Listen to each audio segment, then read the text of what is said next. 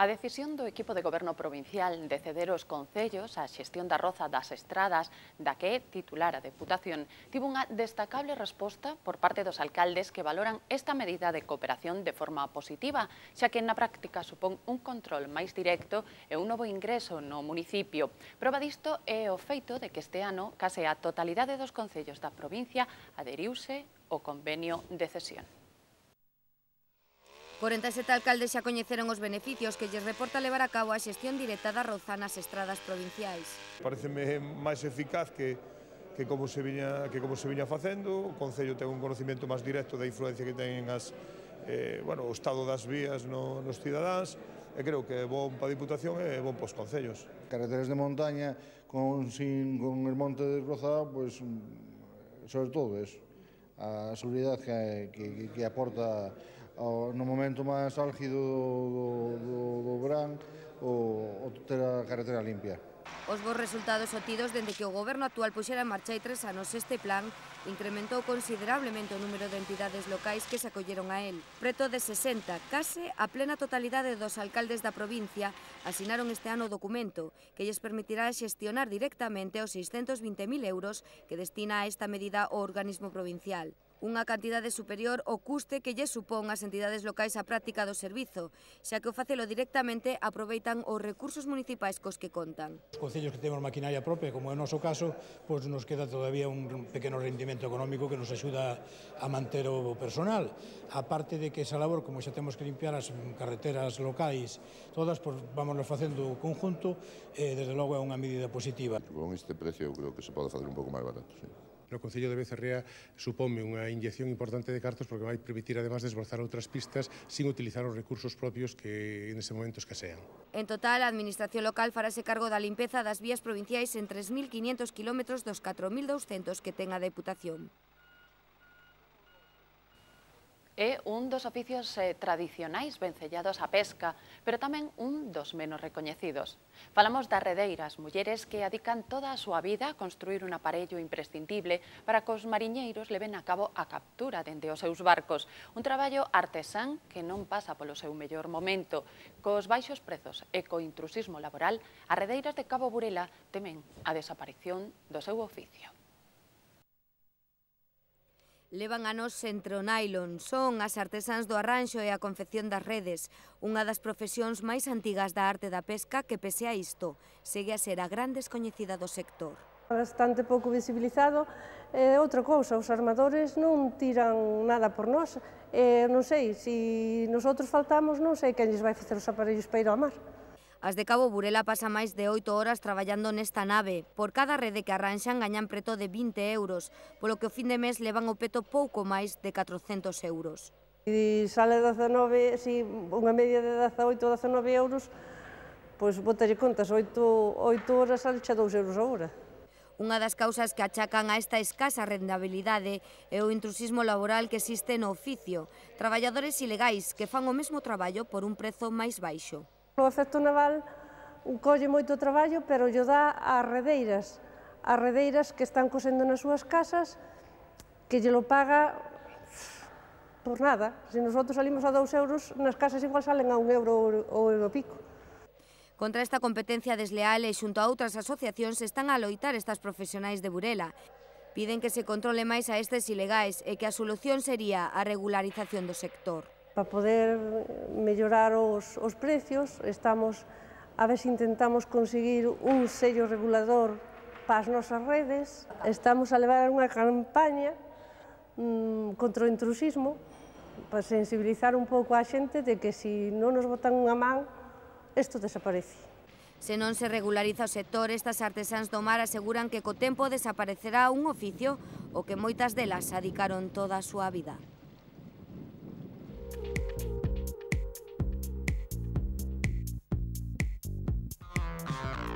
O presidente da Deputación visitou esta semana a Mariña para atender a pé de rúa as demandas dos veciños e do alcalde de Foz en varias parroquias do municipio. O responsable provincial interesouse polo proxecto de mellora e ampliación da ponte de Cabanas que levará a cabo xunto co Concello e FEBE.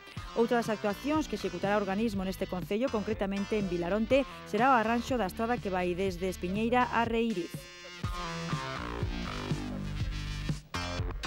As últimas obras do canon que a Deputación está a levar a cabo en Ferreira de Pantón referentes á traída da auga están en proceso de finalización. Ademais, os traballos continuarán coa construción dun paseo fluvial, que executará a Confederación Hidrográfica do Miño-Sil gracias á xestión realizada polo organismo provincial. Coas obras do canon, a institución realiza investimentos neste municipio que superan o 1 millón de euros.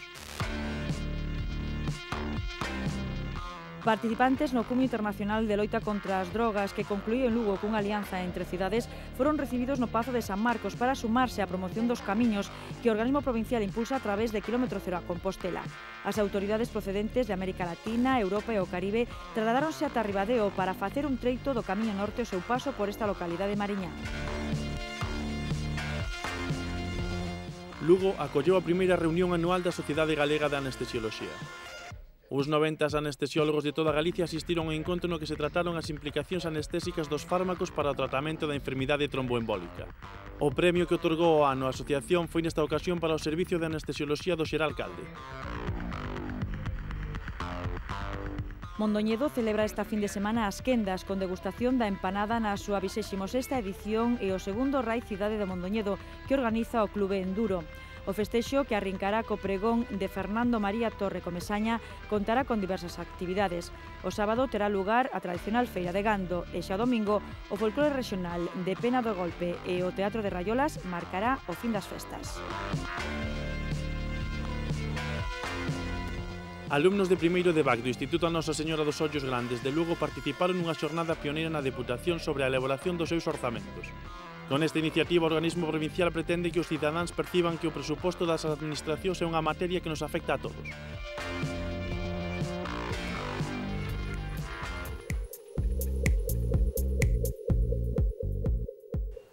En este tempo que adicamos agora a coñecer as empresas que contribúen ao desenvolvemento da nosa provincia, achegámonos de novo ao sector da hostalería para visitar un restaurante cun século de historia que se caracteriza pola súa despensa rural e polas súas xornadas gastronómicas.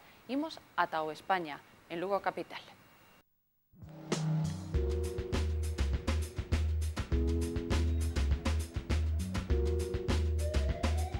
Estamos en el restaurante España, es un restaurante centenario, lo abrimos en el 1900, se abrió en el 1907.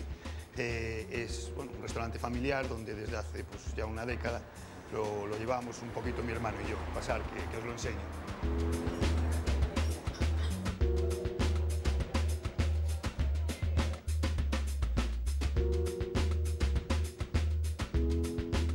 Bueno, esta es la cocina, es un poquito el motor del restaurante, ¿no? Desde donde sale pues toda la comida que damos a todos los comedores, cafetería y todo.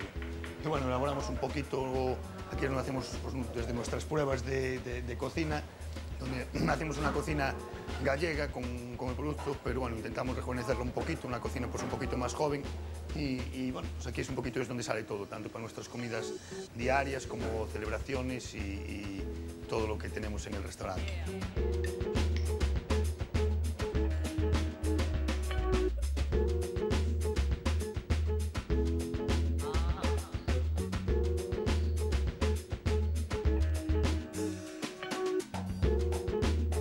Tenemos 3 salones en el restaurante, un poquito divididos en fumadores, no fumadores, y un salón privado, reservado totalmente, donde se sube directamente desde el ascensor, ya se entra en este salón. Y bueno, otra de las cosas importantes del restaurante es la bodega.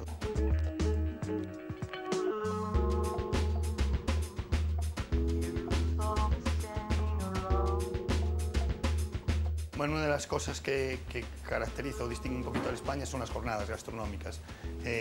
Ya desde hace muchos años mi padre comenzó con estas jornadas un poquito pues, para cambiar la carta y ofrecer cosas nuevas.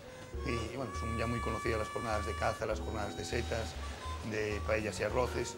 Y seguimos un poquito por este camino, ¿no? Además de cambiar la carta pues muy habitualmente y muy a menudo introduciendo platos nuevos, también tenemos a lo largo del año estas 4 o 5 jornadas.